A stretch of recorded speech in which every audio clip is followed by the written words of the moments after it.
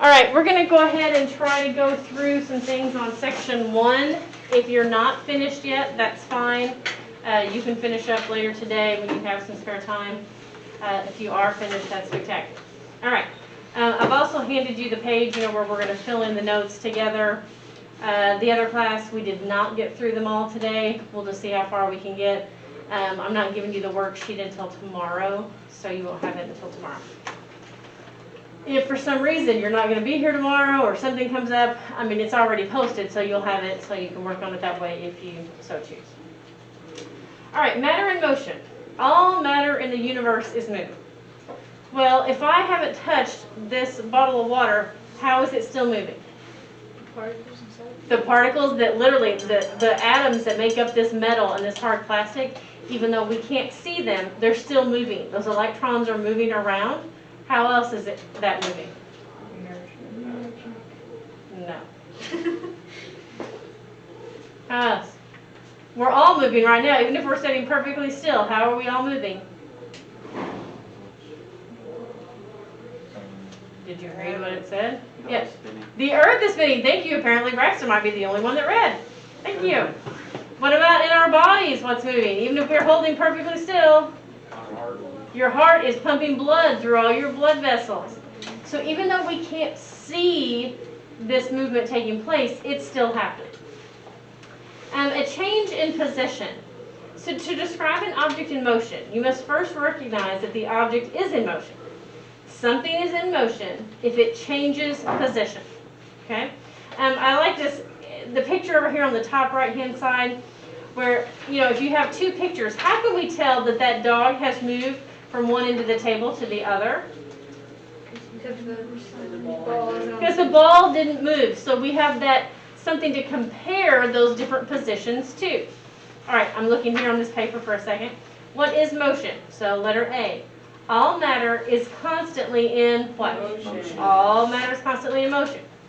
Motion involves a blank in position. Change. Very good. An object changes position relative to a what? Reference point. Very good. What is the total length of the route an object travels when it moves? Distance. Let's look at the picture on the bottom of 523. The difference in distance and displacement. If we talk about a trip and you just say that trip took me 75 meters, that is simply just the distance that I traveled. If we're talking about displacement, I would say I went on a trip for 75 meters south. Displacement, you have to include the direction in which you're traveling. So here it says the displacement. Distance and displacement. Number 2, distance is the total length of the route an object travels when it moves. And displacement is the distance and the direction of the stopping point, from the stopping point to the ending point. So if you look here at the pictures, it says the first one, distance, 40 meters. Displacement is 40 meters east. How do we know they went east? Huh? Well, it told you, but just even looking at the dotted line, how do you know that's east? Because they're going right. Well, so on a compass, north, south, west, and east. Okay.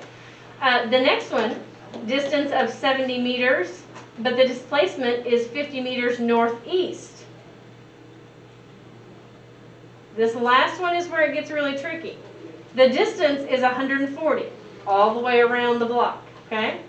Why is there no displacement?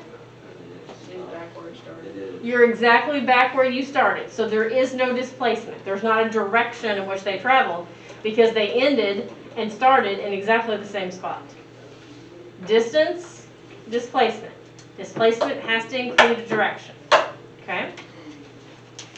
Next page. Speed. I'm on part C.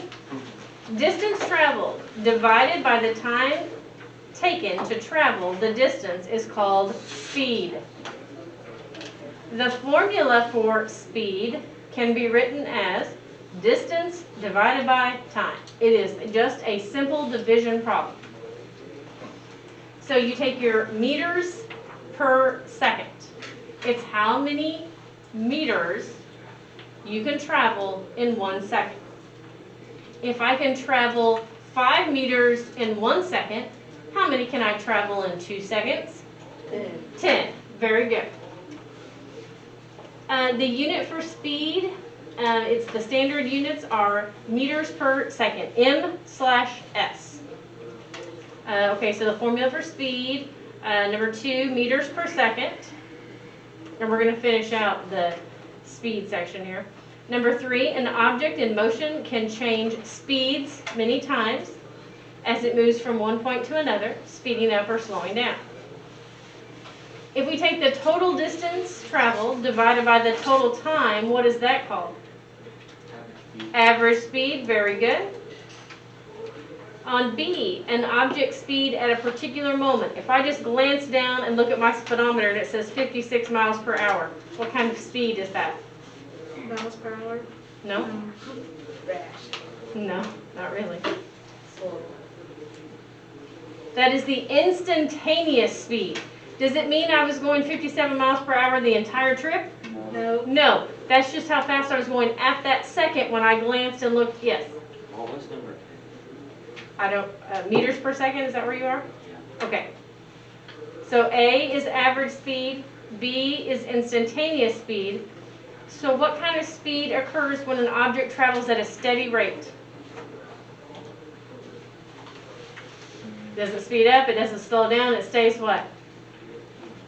Well, yeah, but what's that term?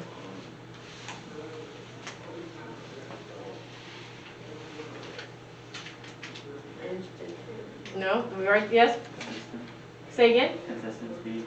Constant, yes, C-O-N-S-T-A-N-T, the constant speed.